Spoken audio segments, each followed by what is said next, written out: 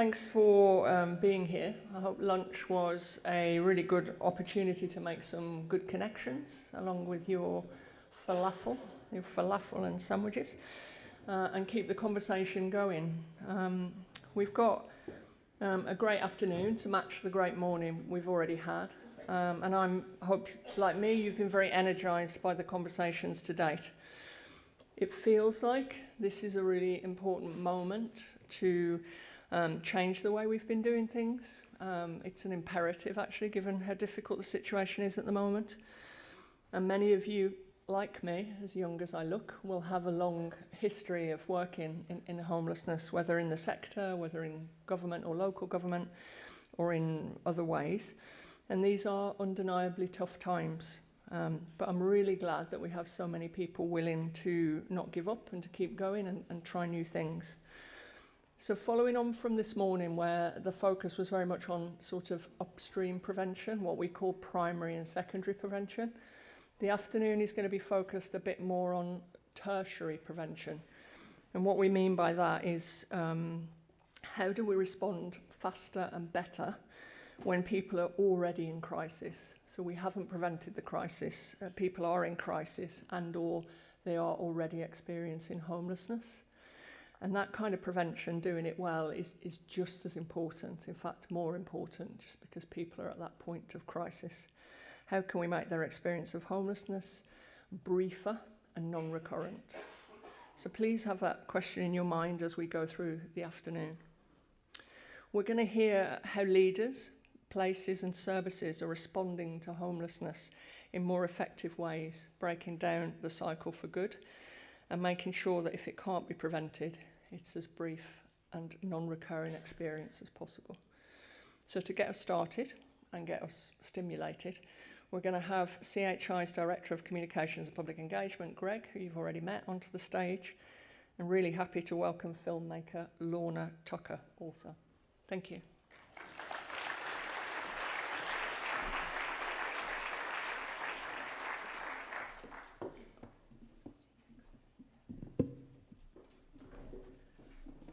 So Lorna, thank you so much for joining us. You are a filmmaker, and in fact you're making a film right now, and you're just in the busy, overwhelming editing process. Just tell us what it's like. Or tell us about the film and what you're doing. Yeah, well, the film that I'm making at the moment is probably the strangest one I've ever made. That's where I'm at right now. Every film that I take on, whether it's about a big Hollywood star or it's a fashion designer, whatever it is, I'm always trying to see what is the message I'm trying to put out into the world. You know, film for me is everything. You can get a very serious message into people's living rooms across the world.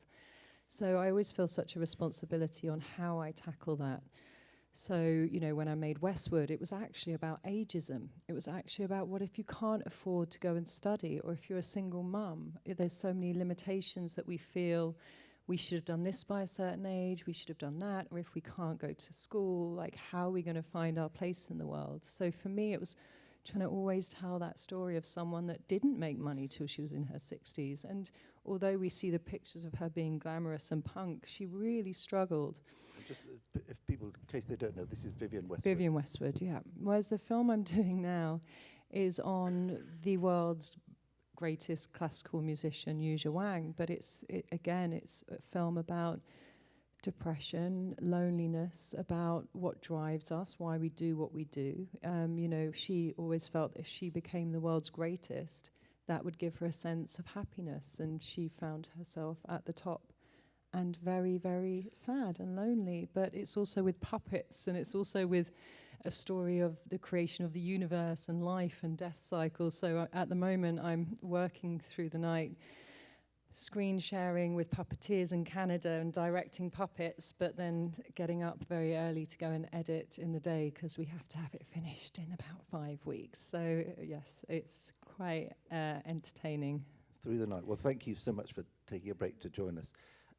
Now, we often think of the arts as quite an elitist profession, But that wasn't your entry. You started as a runner, I think. Just tell us how you got into film. Yeah, I remember somebody telling me once that it was for rich men and thieves. So I always knew that I'd have to steal my way into it.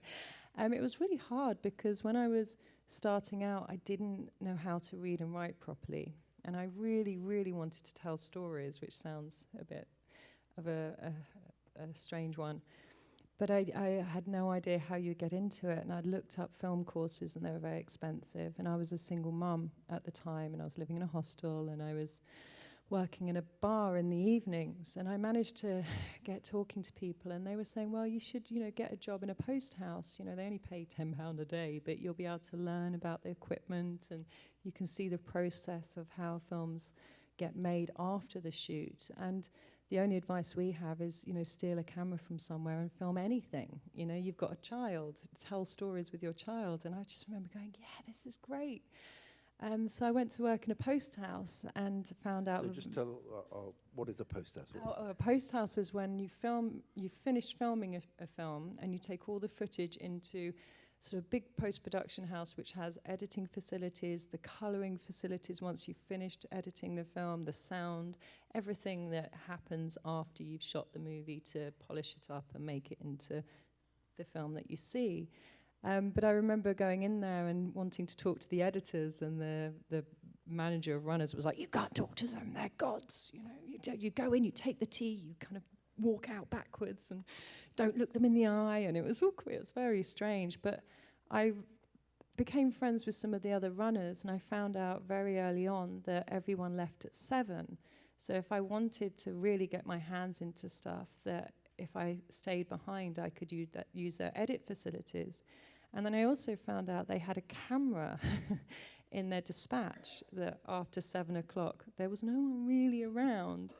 And I didn't know how to use a camera, but me and one of the other runners decided we were going to steal the camera on a Friday night, and we were going to try and make a film with my daughter.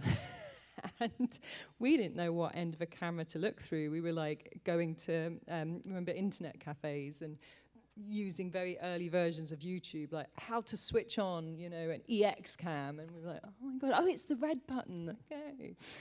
So we just played around and made some terrible things, and she had studied film, so we'd edit them together at night. And we just did that for a couple of years, and I've still got them all. They're awful, but they're really funny, silly, very innocent things. But then it just the weird thing of life when you kind of find something that gives you a language. I think the thing I always struggled with is I wasn't articulate. I knew what I wanted to say, but I didn't have the words to say it, so I was really insecure. But just through that playfulness, I started feeling a bit cheeky. And I worked on Hackney Road, and there was a place called The Premises where a lot of rock bands would rehearse. And they'd come over, and, one of the guys, he was like 70 behind the bar who liked to drink. He was like, you should just ask them if you can go and film them. And I was like, I can't do that. They'll say no. And he was just like, go on, just do it. And I'd wait, and then they'd start getting drunk, and they'd be like, so what is it you want to do in the real world? I was like, I want to be a documentary filmmaker. Can I come and film you? Like, yeah, come over tomorrow. And then I'd like, I can't tomorrow, but, on Saturday. And then, yeah. And then I'd turn up, they're like, who are you? Like, you said I could film you. And they're like, no, I didn't. You're like, yes, I did. And then people would always be like, just hide at the back. And I think that I found that just the most magical thing, because I messed up so much footage, and I was always talking over people, and then you'd look at it afterwards and go, oh my God, I can't use this. So then you go back and you're like, oh my God, it was so good. I think we should just keep filming for like a whole year and see what happens. Maybe have a film. And they're like, oh, can we see some footage? Oh, no. I don't want to show it to you raw. We've got to wait until I've put it into something so you can really see where it's going. And I do that every weekend. So from there, let's be clear, you're now a film director. When I say you make films, you direct films. Yeah, I write and direct. And now I get paid to write scripts, yes, which is even funnier, but that's a whole other story. Looking back, what's your favourite film that you've made so far? Is it Westwood, or is there another one? No, I've got two. So I think for me, I work with all the big studios now, and I make very fancy films, but my favourite films will always be the films I made for no money. So the first film I ever made that was a proper film and not filming for bands, which happened over 6-7 years of not getting paid, but finally kind of nailing how not to mess it up so much. I made a film over 9 years in America, and it was about the enforced sterilization of indigenous women. And I'd become friends with a woman when I was filming a tour of a band who was a Native American woman who was sterilized when she was 15, but she didn't find out till she was 30. Because she had tried to have children, it didn't work out, her husband had left her. She went to see a doctor and then found out then that when she thought she was having a checkup for cancer, they'd actually sterilized her. So I went on this journey, and then we started finding out actually it happened to her cousin as well, and then her neighbor. And before I knew it, within this space of years, we found out pretty much all the childbearing women in one community had been sterilized in a school, having specialist checkups. It sounds bonkers, but the film explains how this happened and who was responsible. But nobody wanted to fund it, because I'd never made a film. I will speed up, I'm sorry. And it was I didn't have the heart to tell the women that nobody wanted to fund their stories. So I just kept on working in the pub and then going out when I had money. And I think they thought I was a fancy filmmaker, so they'd all invite all their families to restaurants, and they'd be like, just order what you want, she's paying. And I'd be like, I've got benefits and a little bit of money, but I don't know. But I didn't stop because I couldn't. And eventually, again, when you stay on this path and you really believe in something and you're always looking, weird things happen. I think it was 8 years into it, I went for lunch with a woman who I work with still, called Sam Roddick, because she had heard about some activist work I was doing. And she said, I hear you working with indigenous communities. Do you have anything to show? So I showed her some footage I'd cut together, and she was like, I'm going to send it to my friend Colin. I was like, okay, yeah, anyone that might be able to help. She rang me back 2 days later, and she was like, well, my dad wants to help, but Colin wants to meet you. Can you meet him tomorrow? I was like, yep. So I cycled from edit, and I had really dirty trousers on, and I was such a mess, and it's Colin Firth. It's like outside, trying to tidy my hair up, and I was like, hi. And he just said it's the most incredible thing he'd ever seen, and what did I need? And I was like, well, I don't know how to edit a film properly. I need an editor. I want to work with producers. I really want to do this properly. So they raised the money, and we made that film, and it ended up, it's being used as class action lawsuits in America.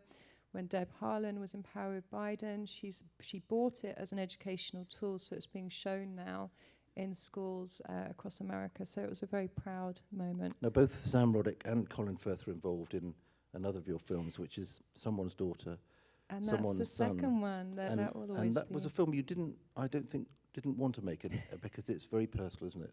So very briefly, So as you've noticed, I'm not very good at the brief thing. I'm trying. So after Amma, I did Westwood. I did a film about Sheila E., Katharine Hepburn. It really catapulted me into a really incredible world. And then lockdown happened, and I had a phone call from Sam Roddick and Gordon Roddick and Colin saying, we're really worried about the homeless crisis that John Bird from The Big Issue is talking about, and we really think you should be the person that should make a film about this. We really need a film about homelessness today. And I just remember that I'm not the right person to make this. First of all, there are so many incredible films about homelessness, and they always didn't quite sit right with me, because there's a lot of poverty porn within that. Even with people wanting to do the best thing in the world, as a storyteller, they're like, oh, this is great, I've got access to a homeless person, I'm going to tell this story about homelessness and these people, and they're really passionate, but sometimes it's a little bit misguided of them wanting to do the right thing, but ethically it not ending up being the right thing. Yeah, and I know you won't mind me asking this, but it's actually your story, isn't it? It is, and the reason being, when I was homeless on the streets, I had a lot of film crews would come up to me when I was a heroin addict and I was 14, 15, 16, and they'd say, if we give you 50 quid, can we do an interview with you? So we were always like, yeah, and at first, before things got really bad, we thought it was fun because we were kids, and then we then we're always doing it because they'd give us a bit of cash or buy us a sandwich. And then I think that held me back for so much of my life, the fear of this footage coming out of me in a very vulnerable place. And also knowing as a filmmaker now, the relationships you build with people when you're telling a documentary, there is a cutoff. You finish the film, you talk, and for all the best will in the world of keeping in touch with people, lives do separate. And it's a real responsibility you have to really make sure if you're going to get someone to join you on a journey and you're doing it for the right reasons, that becomes your responsibility for life. And I think a lot of people really don't that's why I make a lot of films about dead people now, because it's so much easier. But you also had to relive, if I can use that phrase, some of your own experiences. And as you've alluded to, you had a long experience of street homelessness. At first I didn't want to be in it, and that was, when I went, I thought about it, and I could see what was happening of them taking homeless people off the streets and putting them in hotels, but there wasn't any wraparound care for them, or there wasn't a plan of what was going to happen after. And I knew from experience a lot of people that were given little flats or put somewhere, they ended up either dying because there was no safety of passerbys to keep an eye on them if they overdosed, or if you're putting a lot of very ill people in a confined space with no support, it can actually become very problematic. So when I saw this happening, I was thinking about it. I was like, God, so I said, look, I'm not going to make a film about homelessness, but why don't we try and make a film about how you end homelessness? Because for me, that's far more important. So we went on this journey, and they were like, well, you have to be in it. And I'm like, I'm not, no, I'm not going to be in it. But what I will do is ethically make sure only people who have survived homelessness and have moved on, because they hold the key, or people who work on the ground and can talk about what they're seeing so you can see all of it.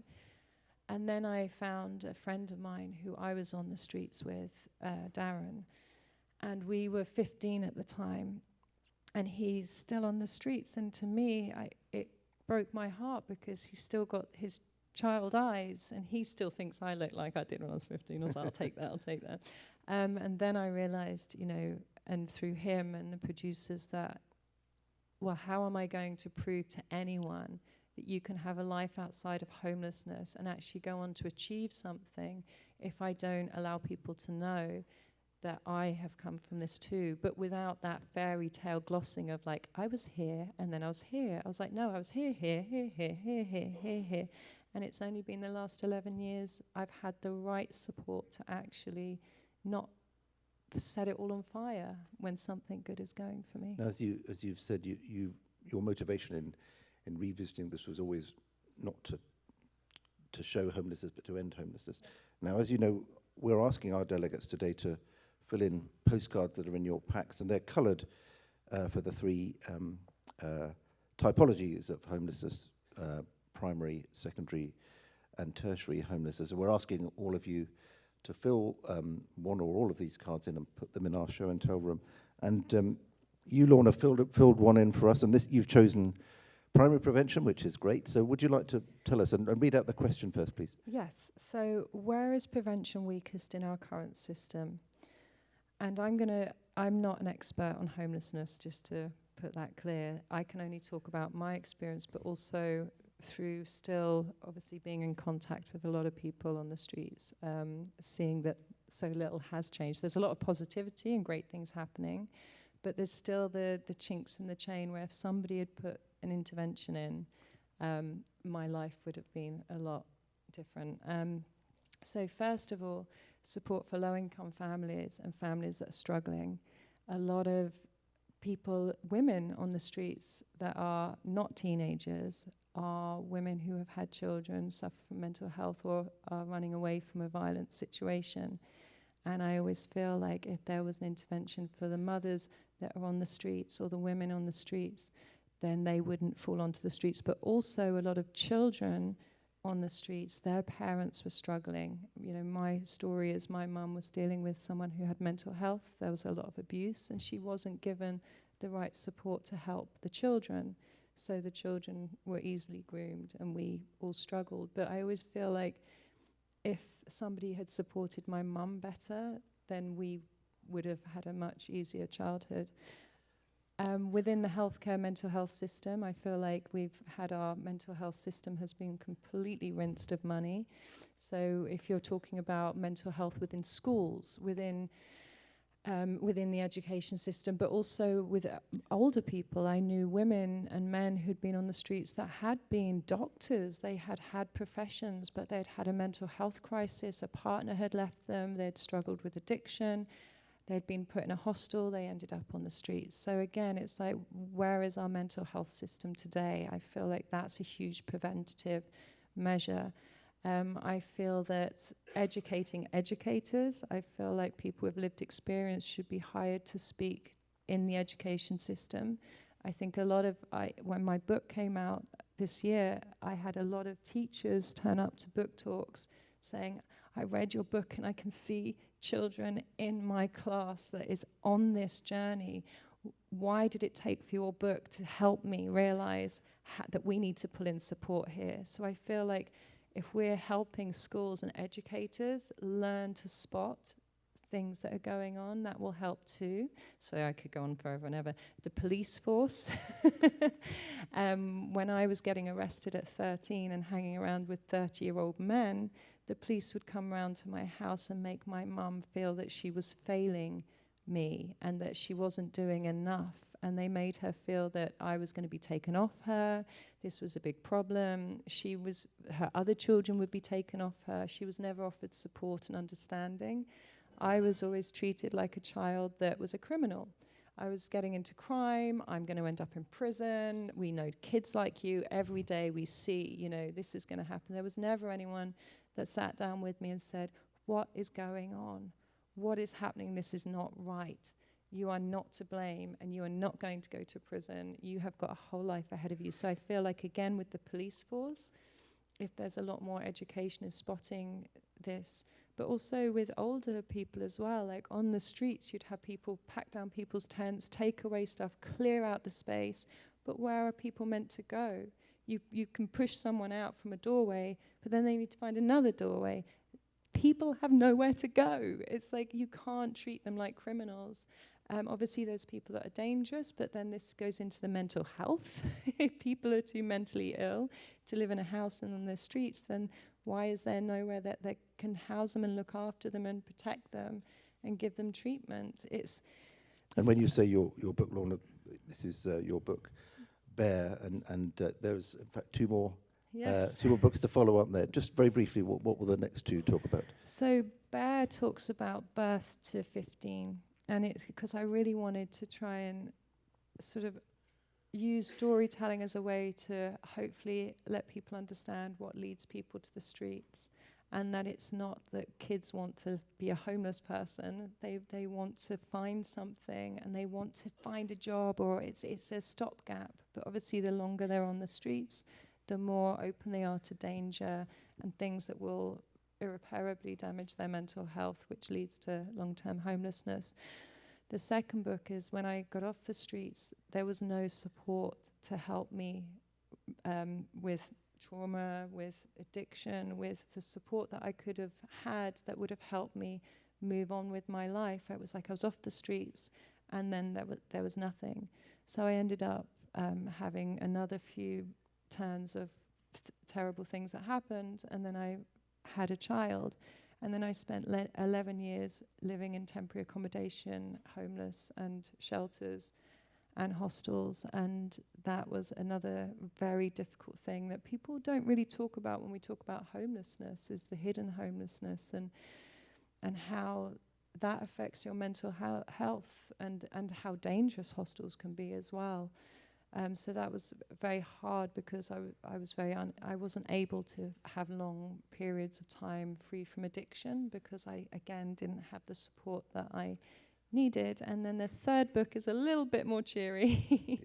That's kind of when I discovered how to read and write when I was 28, and how finding language and finding somewhere that I could put my feelings and emotions and storytelling and create characters and put them down was the first time in my life I felt that I had a process that I could put my feelings into something instead of self-sabotaging and became an obsession. But then it's like when you're working class and you don't have any money and you're a single mum, how then do you find a route to a career that can sustain you? So that one's a bit more kind of telling stories in the hope that you can inspire people. So I don't want to end on homelessness, because we're particularly excited to have you here, because you're an example of how you need not be defined by homelessness. You're a very, very successful professional person. You're very, very accomplished. How is life now?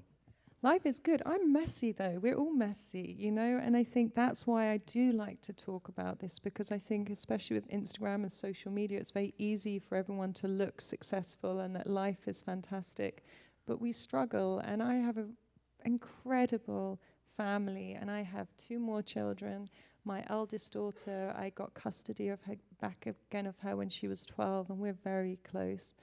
And I have enough work to keep me going for the next 6 years, and I've only been earning a living in film in the last 4 years, so things are really, really good. But it inspires me anytime I pick up a pen, or I'm writing a script, or I'm making a film. Like, what is this message? How can we make people feel a little bit better about themselves, that it's okay to struggle, and what are the keys to overcoming these things?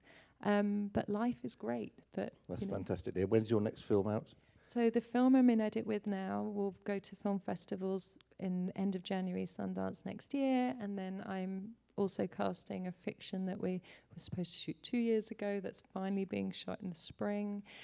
And then I've got another film that I go into prep. So I've got but this is like a lifetime of stuff, and now I'm 44, and it's finally like, okay, I'm ready to go. Everyone's like, aren't you tired? I'm like, I've been waiting for this my whole life. I'm fine. Fantastic, Laura. Lorna, thank you so much for sharing your inspiring story with us. Delighted to have you.